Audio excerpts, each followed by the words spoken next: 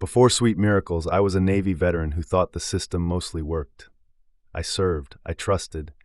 I believed that institutions, courts, agencies, the people in charge were built to protect families like mine.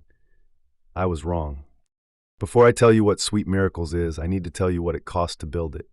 Because nonprofit work that comes from personal pain isn't the same as nonprofit work that comes from passion. It's heavier, it's more urgent, and it doesn't let you clock out. What I'm about to share isn't just my story. It's a pattern that plays out in quiet rooms behind legal jargon and inside systems that were never designed to be questioned.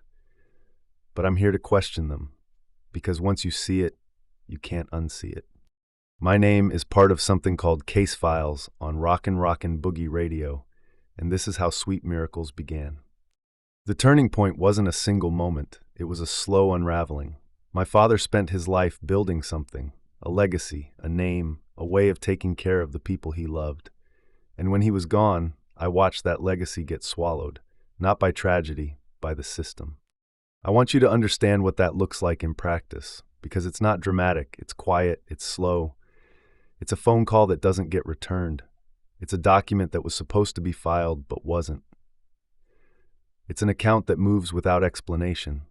It's a professional who assures you everything is fine, right up until it isn't. Paperwork disappeared. Decisions were made without us. People who were supposed to protect his estate did the opposite. And every time I asked questions, I hit a wall. A polished, bureaucratic wall with a smile on it. That's when I stopped trusting and started documenting. That's when I became an advocate. Sweet Miracles is a nonprofit built on one idea, that families deserve to understand what's happening to them and to have someone in their corner who won't back down. Most families don't know their rights until it's too late. They sign documents they don't understand, they trust people they shouldn't, and by the time they realize something is wrong, months or years have passed and the trail is cold. That's the gap we exist to close. We work with elder advocates, legal professionals, and community members to expose exploitation, preserve legacies, and fight the kind of quiet injustice that happens when no one is watching. We believe that transparency is protection, that documentation is power, and that every family's story deserves to be told, preserved, and defended. This isn't charity work, this is accountability work.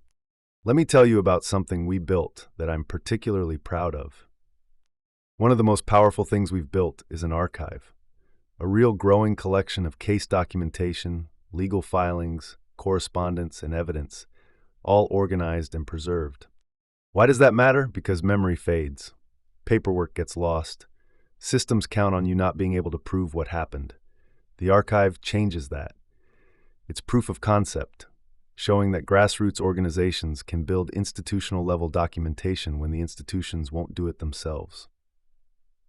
We've already used the archive to support multiple families, helping them reconstruct timelines, identify patterns of negligence, and present organized evidence to attorneys and oversight bodies. And we're just getting started. Every case we document becomes a resource. Every family we help adds to a growing body of evidence that the system has blind spots, and that community-led organizations can fill them. What's next for Sweet Miracles? Expansion, education, and a refusal to be quiet. We're building partnerships with elder law attorneys, community organizations, and media platforms like Rockin' Boogie Radio to amplify these stories.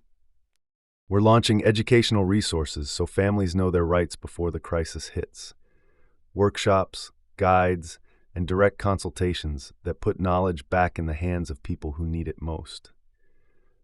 We're also working to establish a formal network of vetted advocates who can be called upon when a family is in crisis. And we're documenting everything because the truth doesn't disappear if you write it down. It grows stronger. It becomes undeniable.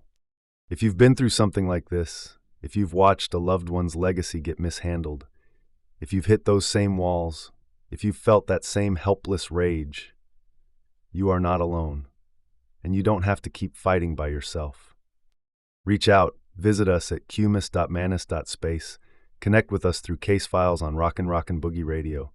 This fight belongs to all of us. For case files on Rockin' Boogie Radio, I'm fighting for sweet miracles, and I'm not done yet.